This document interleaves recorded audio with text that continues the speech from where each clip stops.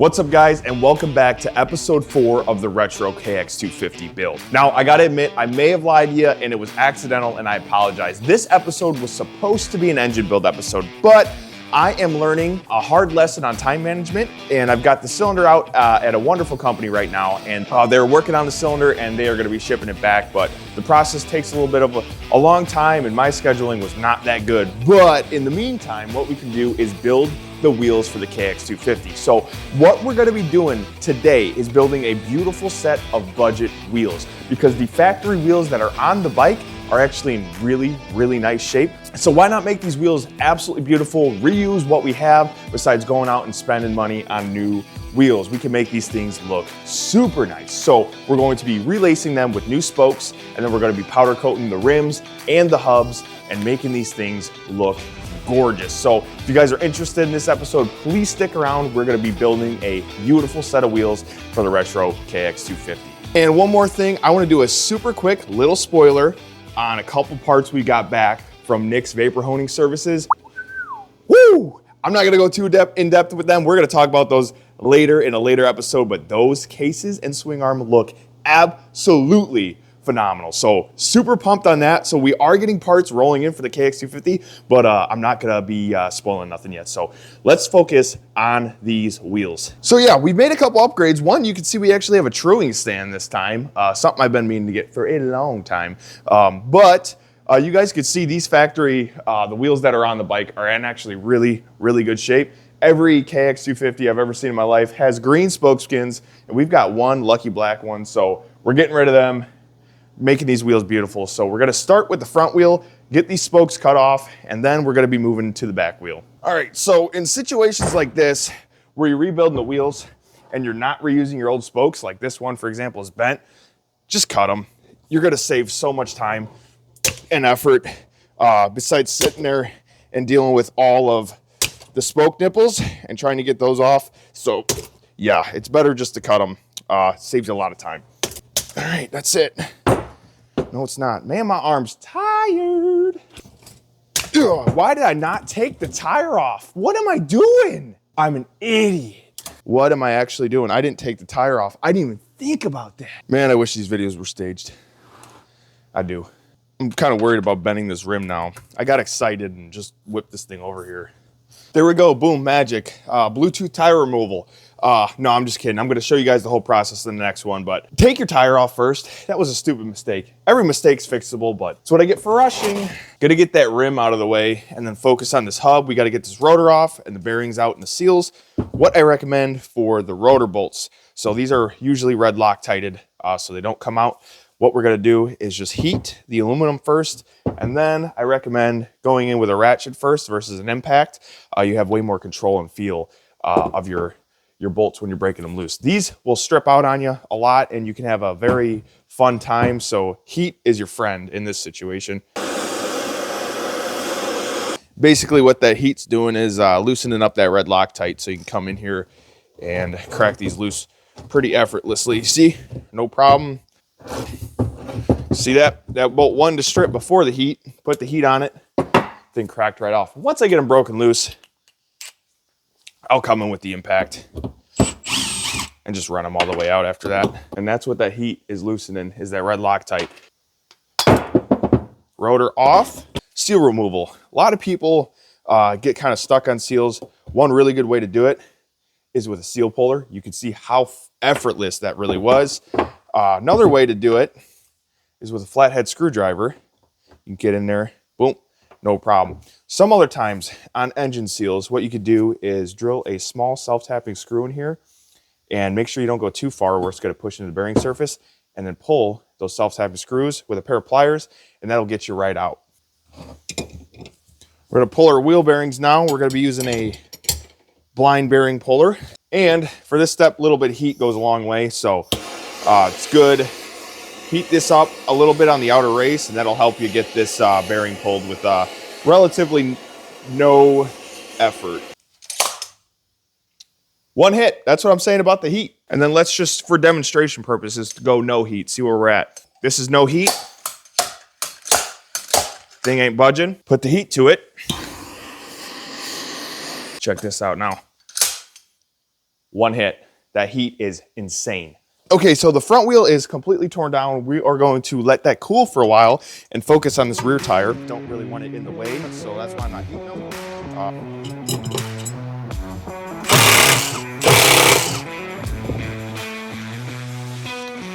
If you guys don't have these, I'm gonna link them down below. These little mini pocket pry bars are probably one of the best tools I've ever purchased. It's like $13 for 4 of them. They got a little magnet on their pocket clip, and I use these all the time. I went ahead and I got a hold of Jay Clark from Dirt Bike TV. I'm sure you guys have definitely seen him. He's like one of the moto OGs, but emailed him for his dimensions on his tire stand, and I'm gonna be building it real soon here. Right now I'm on the ground, unfortunately, but coming up real soon, probably hopefully before I put tires on these new wheels we're building, I'll have that tire stand built. So I think it's gonna be a fun project. A little bit of welding, some cut, some grinding. I don't know about these Temu tire spoons anymore. They're not Temu, they're Amazon. They might as well be Temu, probably. Little do you guys know, HRC mechanic right here. That's how we used to do it, down in the pits. Story time though, as I'm changing this tire. That was my hopes and dreams and ambitions in high school, was to become a supercross mechanic for a race team. If the time ever came where they told me to change a tire, they would have been looking the other way. I pinch a tube every single time. Me and tires, I'll tell you what, woo-wee. I need to get that stand going. I'm hit. Come on, Harbor Freight bolt cutters. Don't you let me down now. There it is.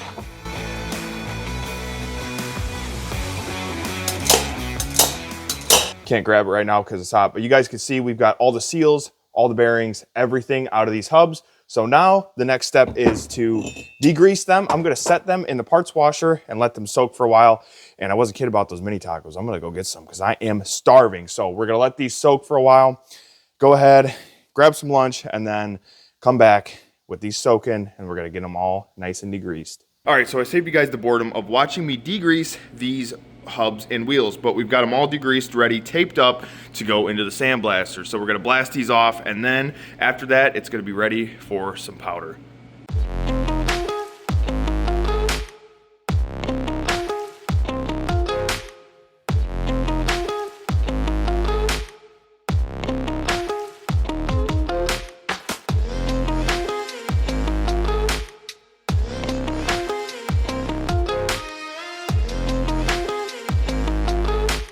All right, so we've got 1, 2 wheels sitting there, outgassed, sandblasted, cleaned off, and then we've got our hubs outgassing in the oven right now. Ooh, my tape's coming off. Not good. So what I'm thinking, I'm about to show you guys the colors now, but what I'm thinking is I'm gonna do the wheels first, and then we're gonna pop it in the powder oven we made in the last episode on the frame build. What is that? Is that a little sneak peek spoiler of something on the channel? Anyway, what we've got is gloss black for the wheels. We're actually powder coating this time versus spray painting. The wheels for the YZ have been holding up though, so spray paint, if you do it right. And then for the hubs, of course, we gotta match the frame, Dirty Magic Purple, so this will be our hub color, and then we'll have gloss black wheels. So I do got the gun loaded up, Harbor Freight gun, once again. Not dual voltage for this for this 2-stage powder, but what I'm gonna do is hot coat it. So when the hubs come out of the oven, I'm gonna spray them right away, and then that powder should stick, but we'll be getting a dual voltage gun. So gloss black, first coat, US Chrome, second coat, Dirty Magic, and then we will be lacing the wheels. So let's go ahead. That gun's already loaded up. Get this thing set up and then start spraying these beautiful wheels. You gotta do one at a time though, unfortunately.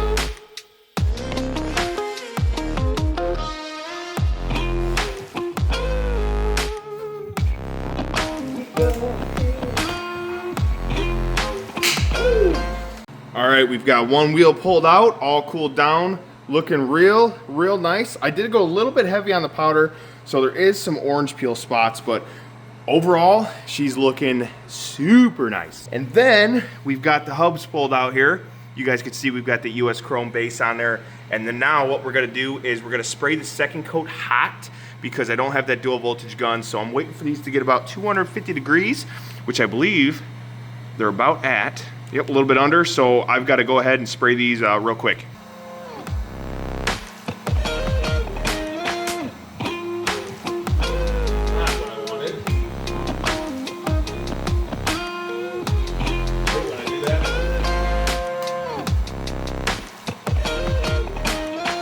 I've got the second wheel out. I've got it hanging here kind of cooling down right now. For the main course, we've got the hubs in the oven. Oh, man. Oh, those hubs look fantastic. Those aren't done yet, but we'll pull them out soon here.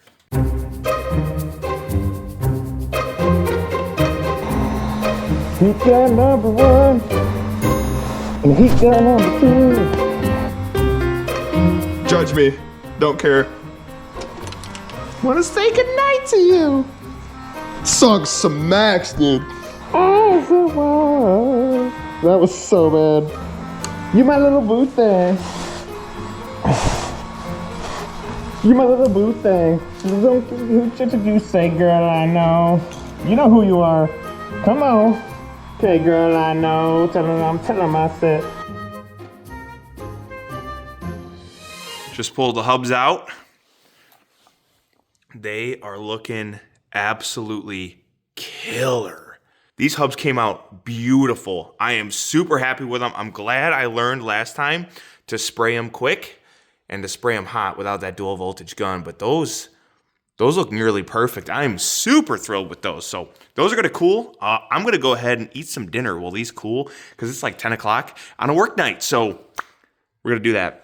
So like I said, we're running these Excel spokes, and one thing you guys gotta be careful of if you're lacing your wheels, these also come with nipples as well, spoke nipples, is take note of your spokes. Make sure all your spokes are the same exact length, and the angle down here is the same as well, because sometimes they can be different, and if you mess them up in the wheel will never true right. So luckily on this bike, we've got all the same length and angled spokes, so we're lucky there. But if you do, just separate them out individually and refer to your service manual, or like Rocky Mountain ATV will tell you where each length spoke goes. And I know the camera angle isn't the best for this here. Sorry, I tried to get something kind of good here, but I couldn't quite. But what we're doing is just putting our spokes in each of the bottom holes of the hub, and we'll kind of have a nice star pattern here in a minute. All right, we've got all our bottom spokes in first. We're going to go ahead and run our top spokes over, making sure we don't cross under. We want to make sure we go over our old existing spoke. So you guys can see here, I'm putting this spoke in, and make sure when you're doing it, you don't sneak under this other one like this. It's easy to do. Make sure you go over your old spoke.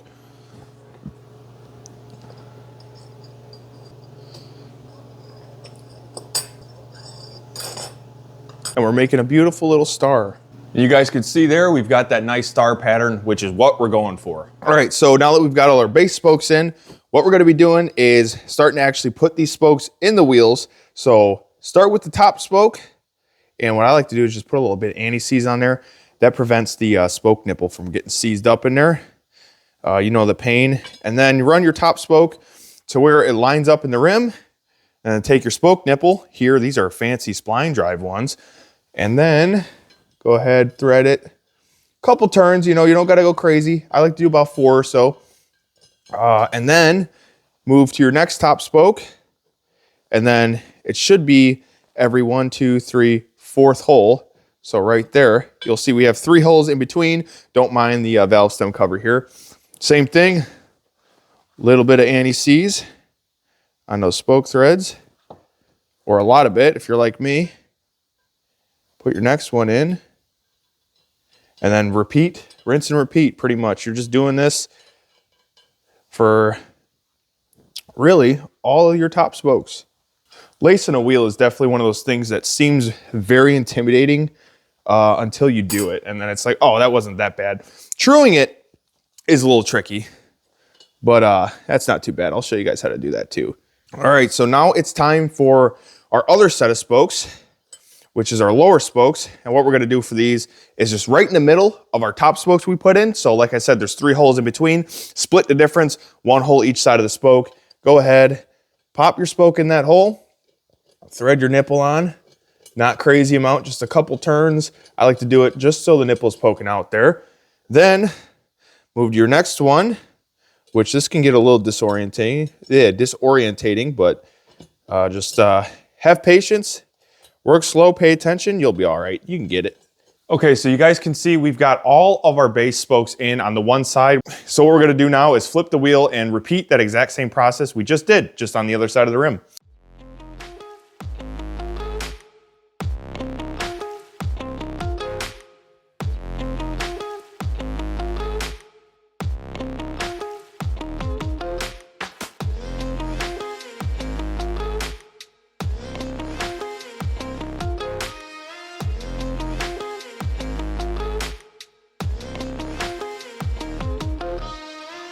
So we're gonna get the bearings in these wheels because we gotta throw them on the truing stand to true these wheels up. And what we're gonna be running for bearings are these Pro X wheel bearings. Now, if you guys have been around the channel for a while, you know I run Pro X in all of my bikes, even before the channel. All right, guys, so if you've been around the channel for a while, you might have noticed on the YZ build, I ran a lot of Pro X bearings. And I've been running Pro X bearings and parts for pretty much as long as I've been riding. So when I started wrenching on my own bikes, Pro X was always the way to go because they were very affordable and everything's packaged really, really nicely and you usually get a full kit. So like for example, these wheel bearings, I've got the bearings and seals all in one for a really good price. So Pro X has never let me down. This is a company I've been running for a very, very long time. Highly recommend Pro X for all of your suspension rebuilds, all your carburetor parts, your clutches, your drives, everything like that Pro X has. Check out the website for Pro X. They have a bunch of parts for your machine and super high quality. These bearings and the seals and the rebuild kits I've been running, I've never had any issues with them. So really, really like Pro X.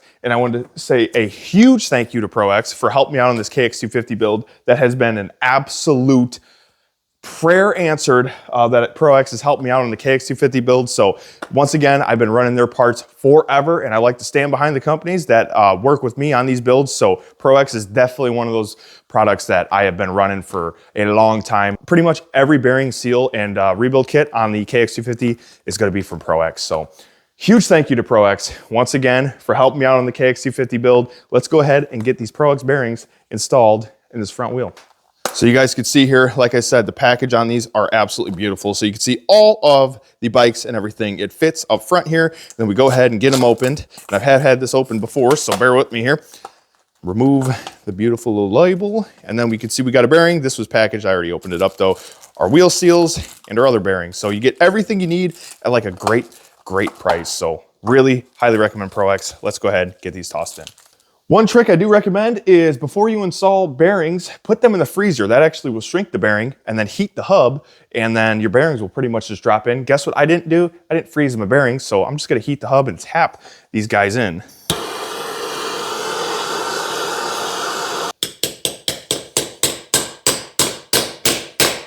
All right, we've got bearings in and now we can get it on the truing stand. All right, I got kind of a far angle on this right now, so I do apologize. But if you guys are confused on what exactly I mean by truing up the wheel. So what truing the wheel means is you want the wheel, when you're spinning the wheel going around the track, you want the rim to be straight. And you can see all of our spokes are loose right now. So when we spin the wheel, that thing is all over the place, right? I'm not gonna do that too much, but truing the wheel, what the process is you tighten up the spokes. The end goal is to be, when you spin this wheel around, it is as close as straight as possible. So that means no left and right play, or sorry, no left and right wobble and no up and down wobble. So you want this wheel pretty much to be a perfect circle when you're done truing it. Now, what I'm using for a truing stand is actually a balancing stand from Harbor Freight. And I had to do some slight modifications to it. And the slight modification I had to do was a traditional truing stand will have what they call a pretty much like an indicator that you'll push up to the side of the wheel and you'll spin it and you measure the distance between this and this, and then you can true up your wheel from here. Well, this balancing stand didn't have it. So what I did is I have a magnet here and I just took a 5/16 bolt, drilled a hole through it, and then ran this round stock through with a little Cerakote plug on the end. And then I can move this in and out. Like I said, I got that hole in that bolt. And then when I need to do my up and down play, I can move this down there and get my up and down place. So slight modification to the Harbor Freight stand, works pretty good, and now it's pretty much a truing stand. So what I do like to do first and foremost is run my spokes down just so they're starting to get tight. All right, so I ran and just kind of tightened up all those spokes, and you guys can see where we're sitting at right now. Let me kind of put our indicator here and give you a better idea of how this whole thing works. So you can see if I spin the wheel, and we're not trued up at all right now, but you can see that side to side play like this. And then you can see a little bit of up and down hop. The up and down hop's not too bad, but our side to side is really, really far out. So what we're gonna do now is gonna true up this wheel for real this time. All right, so like I said, with all of our spokes now tightened, we're gonna go ahead and set our pointer and then spin the wheel, kind of find our happy medium in between where we wanna be. And when we get very far out, like right here, as you guys can see, we're really far out. How we're gonna fix that is we're gonna pull the rim this way. So how we're gonna do that is we're gonna tighten the spokes on this side, only about a quarter turn per in the distance we need. And that will pull that rim towards this side. And we're gonna basically be doing this process until we get that wheel about where we want it, which is straight. And also these Excel rims are spline drives, so you have to have this special wrench, but it actually comes with these spokes. So if you buy this spoke set, it'll come with it. All right, you could already see we're better, but we're still, let's see, it's just pretty much a process of you got to continue to do it until you reach the point where you're happy with your wheel and truing it. And if you guys want to get really, really fancy, you could use a dial indicator on the end of the thing and get like it within the thousandths. It's all up to your level of pickiness. I like to go and get it as much as I possibly can and the truest I can. And if it's not absolutely perfect, I'll try to make it as close as I possibly can. So good thing to do is also for a starting point, make sure your spokes are pretty much all evenly tight. That'll make your life a whole lot easier. So I'm gonna go ahead, I'm gonna throw some music in and get this wheel trued up.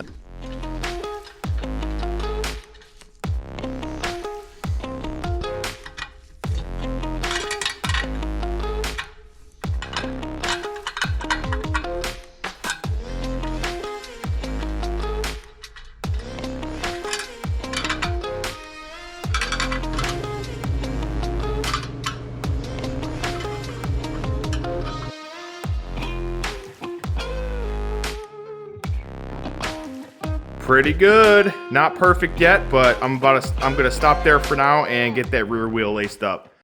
All right, so we've got the wheel all trued up and off the bench. I just wanted to give you guys kind of a view of what these wheels look like complete. Of course, we don't have a tire on there yet, but I just wanted to give you guys kind of a shot of what they're actually looking like because we were dealing with truing them up and you guys probably didn't get to see very well what they looked like. What I'm thinking is I do kind of want to get some Excel stickers, not full rim stickers, but they call them transfer stickers. You can get them from Excel's website. And I'm thinking just get maybe some yellow Excel stickers because these are Tagasago rims. And I think that would kind of add that little bit extra touch. Right now they just look a little bit bare to me, but those hubs look beautiful. So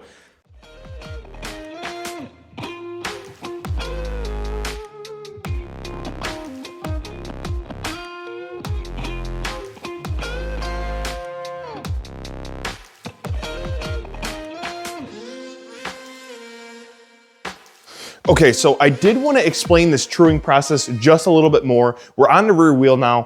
For those of you that aren't familiar with the truing process or didn't really understand the first time around. So what we're doing is making this rim a perfect circle. We don't want wobble this way or up and down because what will happen if that's the case is you'll have a really bad wheel hop on the bike and it's not good. You'll also just have a squirrely front end, squirrely back end.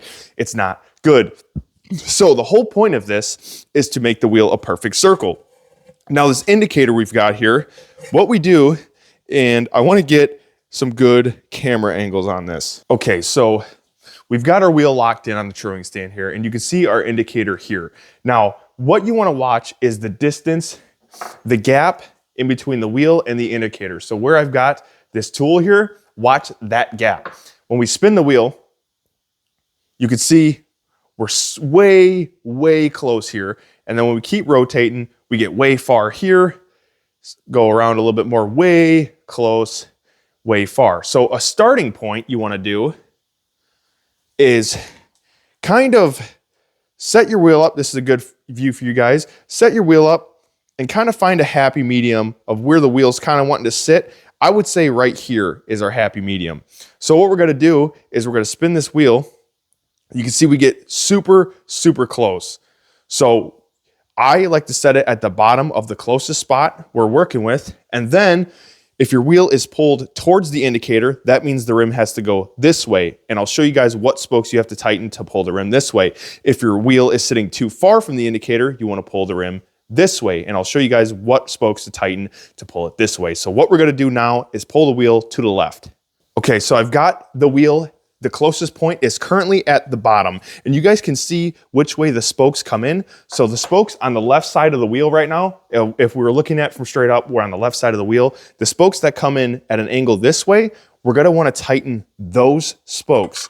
So what I like to do is just a quarter turn on each, and then move to the next opposing spoke. You can see this one here is pretty loose. So just give it a quarter turn there. And then I like to jump to the next one here because we had a pretty big hop, so we're gonna be a little bit loose. I like to go generally 3 to 4 spokes. Just don't overdo it, because if you overdo it, you're just gonna be kind of fighting yourself the entire time. So you just tighten that, and what that does is that pulls the rim this way. Since these spokes are angled this way, torquing those will pull the rim out away from our indicator. So we just did a little tweak, and we'll see here, we're gonna go ahead and spin our wheel again. We can see we're far out here, but you can see we already immediately got rid of that close spot. So we're kind of getting a happy medium. You can see here, we're super, super far out. So I'm gonna move the camera, and we're gonna go ahead and tighten the spokes that pull the rim this way. So like I said, once again, you can see the angle of this spoke, right? And this spoke here. Those spokes are angled, and when you tighten them, it's gonna pull the rim this way. So let's go ahead and do that. Like I said, I've got that farthest out spot away on the bottom right now. So go ahead, and we're gonna tighten the spokes. Just a quarter turn, like I said, don't go crazy. You'll just be fighting yourself if you keep trying to just go way too much at a time. So just a little bit, quarter turns at a time. Like I said, about 3 or 4 spokes, depending on how bad your spot is. And you can see we had our loose spoke here. So this was probably our problem area. And you can see we've already taken down that really far out spot. So this is basically the process you do. You just tighten the spokes for this way or this way, whichever way. And the goal is to pretty much make this gap even a full 360-degree rotation of the wheel. So you want this gap to be as close as even all the way around the rim as you possibly can. And then what I'm gonna do now is get this rim trued up this way, so side to side, and then I'll show you how to do the wheel hop. Okay, we've got this wheel trued up left and right as much as I want it. I think that is pretty dang good. We got a little hop in there. I might work out once I true the up and down, but I'm gonna go ahead and show you guys how to do the up and down play now.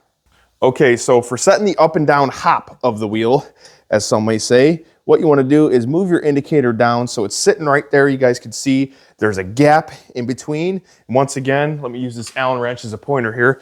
We are measuring the distance between our pointer, which is here, our indicator, and the rim. So what we'll do is we'll spin this rim 360 degrees. We see we get real high here, but once again, like if you guys remember from the first part, we wanna find our happy medium. Okay, so it looks like our happy medium is right about there, if you guys can see that distance. And then we're gonna spin it around until we have a high spot. So, okay, and with our high spot at the absolute lowest point of the rim right now, what I'm gonna do is take the spokes, and I'm gonna do about 4 of these, and just lightly loosen them. Just a little bit. And you don't wanna, you wanna do all spokes now. So both sides of the wheel, you wanna loosen equally on both sides. And what that's doing is releasing some of the tension on the spokes and bringing that wheel down.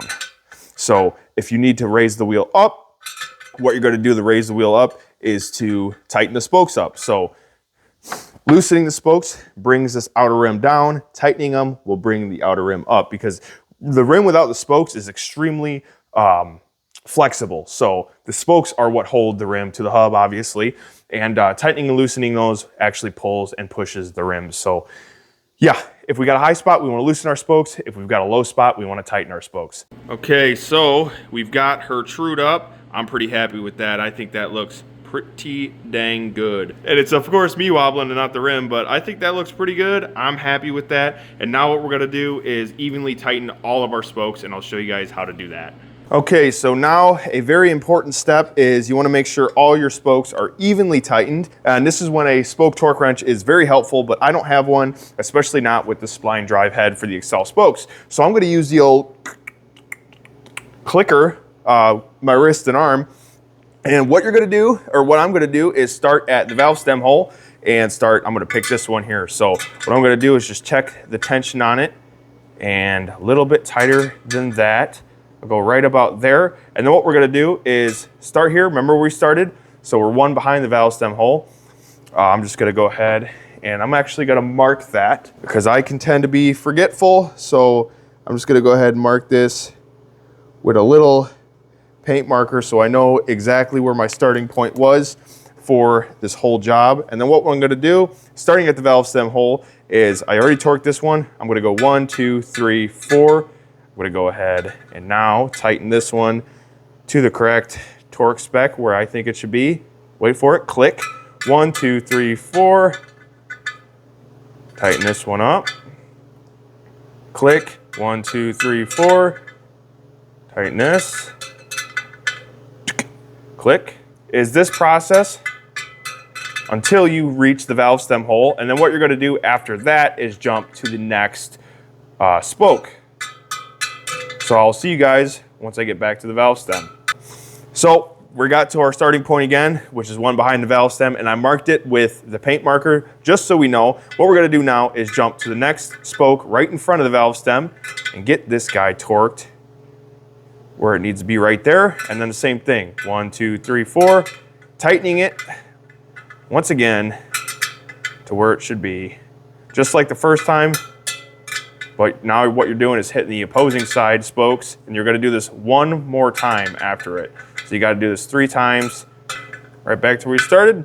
Now, jump to the next one, boom. And you can see here, what we did is one behind the valve stem hole, we started here, 1, 2, 3, 4. So 3 times, meaning 1, 2, 3, and then you do your 4 process again. And then after this final pass here, we'll have all of our spokes tightened up evenly. All right, we've got both set of wheels done, laced up, trued up, ready to go. All the spokes are tightened and torqued where they should be, and these wheels are looking sick.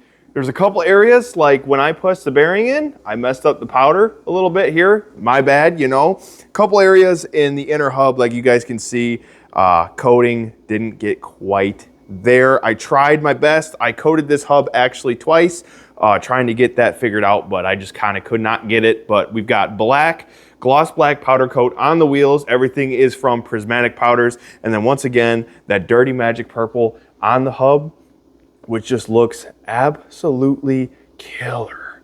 So these are the wheels for the KX250 build. I am beyond stoked for these wheels. I can't wait to get tires on these things, but actually what I'm thinking, guys, is I'm going to build that tire stand from Jay Clark once again, and I think I'm gonna actually make a video on building that stand, and then I'm gonna throw the tires on when I make that stand, because I really don't feel like doing tires on a bucket anymore. So I think that'll be a fun video, making that tire stand anyway, and should be really, really nice. I've been needing one for a long time, but yeah, these wheels came out sweet. So we have got a completed set of wheels behind me for the retro KX250 build. We went black for the rims and purple for the hubs. I think it's gonna look sweet.